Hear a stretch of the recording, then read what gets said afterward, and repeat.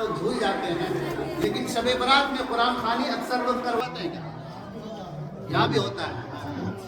اچھا ٹھیک ہے، کرتے ہیں تو ٹھیک کرتے ہیں، لیکن اس کو شب برات یا شعبان کے ساتھ خاص نہیں کرنا ہے۔ ارے بھائی قرآن جو ہے ہم اللہ کو سناتے ہیں نا، اور اللہ سے یہ تو کہتے ہیں کہ اللہ جو میں نے قرآن پڑھا ہے اس کا ثواب ہمارے فلاں مرحوم کو عطا کر دے۔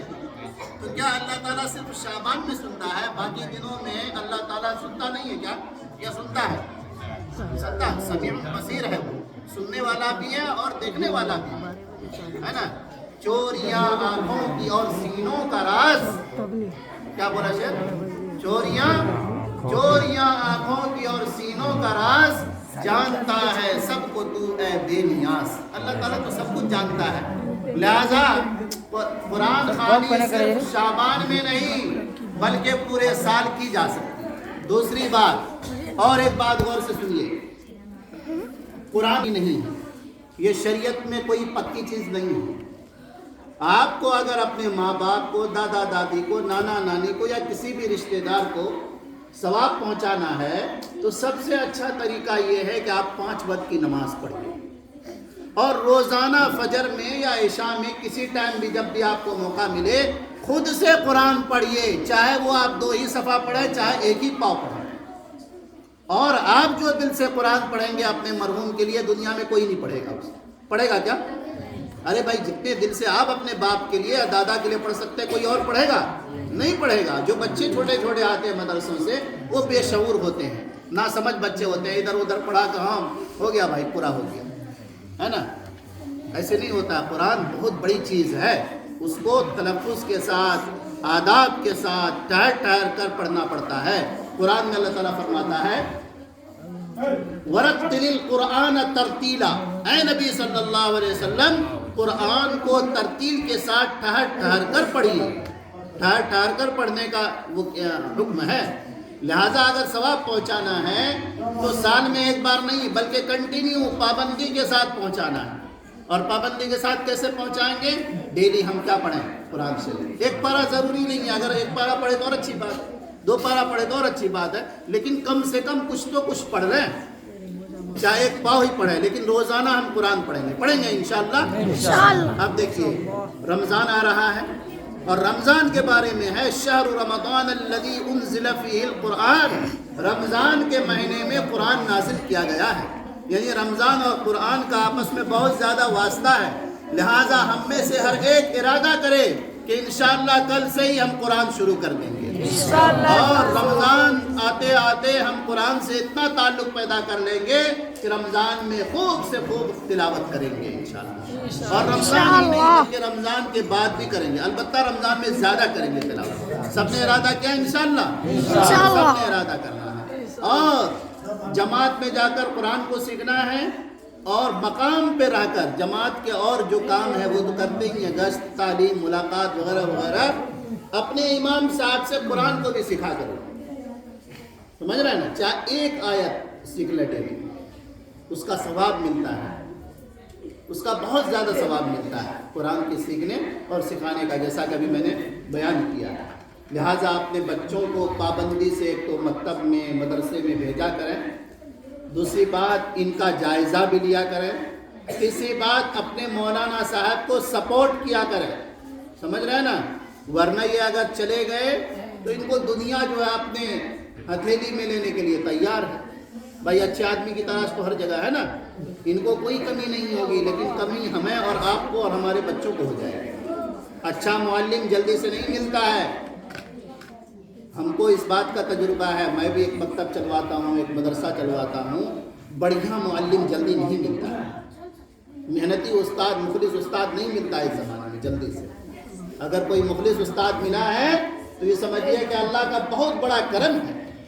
یہ بچے جب قرآن پڑھ لیں گے، یہ بچیاں جب قرآن پڑھ لیں گی، یہ بچیاں جب دینیات سیکھ لیں گی، یہ بچے جب کلمے پڑھ لیں گے، یہ بچے جب دعائیں سیکھ لیں گے، یہ بچے جب نماز کے پابند ہو جائیں گے، یاد رکھیے بزرگوں، بھائیوں، دوستوں، اس کے بعد چاہے یہ بڑے مدرسوں میں جائیں، چاہے یہ بڑے کالجوں میں جائیں، چاہے وشو ودیالیوں میں جائیں، چاہے یونیورسٹیوں میں جائیں، انشاءاللہ ان کا ذہن و دماغ نہیں بدلے گا، انشاءاللہ یہ مرتد نہیں ہوں۔ ورنہ تو آپ لوگ نیوز میں سنتے ہوں گے کہ ہماری بہت ساری مسلم بچیاں، ہماری مسلم بہنیں یونیورسٹیوں میں جا کر غیروں کے گود میں جا کر بیٹھ جاتی ہیں، اپنے اسلام کو چھوڑ دیتی ہیں، غیروں کے ساتھ جا کر شادی کر لیتی ہیں، ان کے ساتھ ریلیشن شپ میں رہنے لگتی ہیں اور ان کو کوئی پرواہ بھی نہیں۔ یہ کیوں ہوا ہے؟ اس لیے کہ ان کے گھر کا ماحول اچھا نہیں ہے، یا کہ ان کو بچپن میں صحیح تعلیم و تربیت اس جیسے اداروں میں نہیں دی گئی۔ ہماری اور آپ کی ذمہ داری ہے کہ بچوں کو چاہے ڈاکٹر بنائیں، انجینئر بنائیں، افسر بنائیں، سائنسداں بنائیں، بڑے سے بڑے ان کو کچھ بھی بنائیں، لیکن سب سے پہلے ان کو اچھا قرآن پڑھنے والا، اچھا مسلمان اور دیندار بچہ بنانا ہے کہ نہیں؟ جب وہ دیندار ہوگا تو آگے چل کر انشاءاللہ ہر جگہ وہ کامیابی کے جھنڈے گاڑے گا۔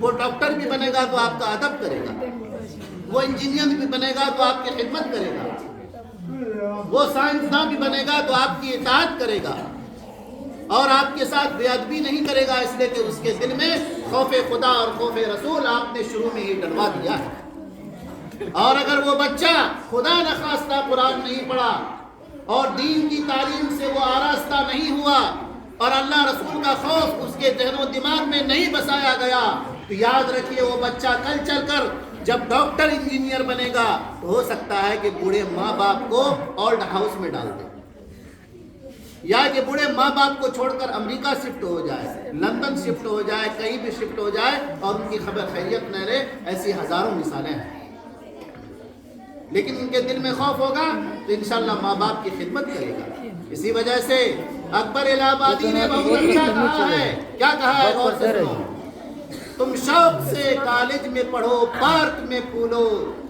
تم شوق سے کالج میں پڑھو، پارک میں پھولو، جائز ہے غباروں میں اڑو، چرخ پہ جھولو، مگر ایک سخن مت گئے عاجز کا رہے یاد، اللہ کو اور اپنی حقیقت کو نہ بھولو۔ تم شوق سے کلاؤں میں اسٹیشن بناؤ، چاند پر کمندے ڈالو، تم ڈاکٹر بنو، انجینئر بنو، سائنسداں بنو، بڑے بڑے عہدے پر چلے جاؤ، لیکن سب سے پہلے اللہ اور اس کو رسول کو یاد رکھو، قرآن کو یاد رکھو، تب انشاءاللہ تم کامیاب ہو جاؤ۔ ورنہ تم کیا بنو گے؟ ایتھسٹ بن جاؤ گے، دہریہ بن جاؤ گے، خدا کے منکر اور خدا کے باغی بن جاؤ گے۔ اس وجہ سے ہم اور آپ جس طرح کماتے ہیں، اپنے پہننے کے لیے کپڑے خریدتے ہیں یا نہیں؟ یہ بتائیے، خریدتے ہیں نا؟ رہنے کے لیے چھت بناتے ہیں، گھر بناتے ہیں یا نہیں؟ بناتے ہیں۔ سفر کرنے کے لیے گاڑیاں 2 چکا یا 4 چکا خریدتے ہیں یا نہیں؟ خریدتے ہیں نا؟ جب خریدتے ہیں تو اپنے بچوں کی تعلیم کے لیے بھی یہ بھی ایک ضرورت ہے، سب سے پہلے اس ضرورت کو پوری کیجیے۔ 4 روٹی اگر کوئی کھاتا ہے تو چاہے 3 روٹی کھانی پڑے، لیکن اپنے بچوں کے لیے اپنا پیٹ کاٹ کر اس کے لیے پیسے بچانا ہے۔ فیشن چھوڑ دیجئے، بہت بڑی بلڈنگ بنانا چھوڑ دیجئے، لیکن اپنے بچوں کو پڑھائیے، انشاءاللہ سارا کام آپ کا ہو جائے گا۔ تو انشاءاللہ آپ لوگ سپورٹ کریں گے انشاءاللہ۔ ہاں، یہ بہت بڑا ظلم ہے مسلمانوں کا اکثر گاؤں میں کہ ان کا معلم ان کے بچوں کو تعلیم دیتا ہے اور 200 روپے 300 روپے 150 روپے فیس دیتے ہوئے ان کے آنکھوں پر، ان کے پیشانی پر بل آ جاتا ہے، اور انہی کا دوسرا بچہ یا یہی بچہ جب کانوینٹ میں ارریا جائے گا، پورنیا جائے گا، تو وہاں 1000-2000 روپے مہینے دینے میں کوئی اس کو دقت نہیں ہے۔ اے مسلمانوں، ہم کہاں چلے گئے؟ ہمارا مزاج کیا ہو گیا کہ ہم غیروں کی تعلیم پڑھانے کے لیے 100-200 نہیں 1000-2000 خرچ کرتے ہوئے جھجکتے نہیں ہیں، اور اللہ کا مقدس کلام پڑھانے کے لیے 200-300 روپے ہمارے پاس نہیں ہوتے۔ ہمیں بڑھ چڑھ کر انشاءاللہ اس میں حصہ لینا، لیں گے سب انشاءاللہ۔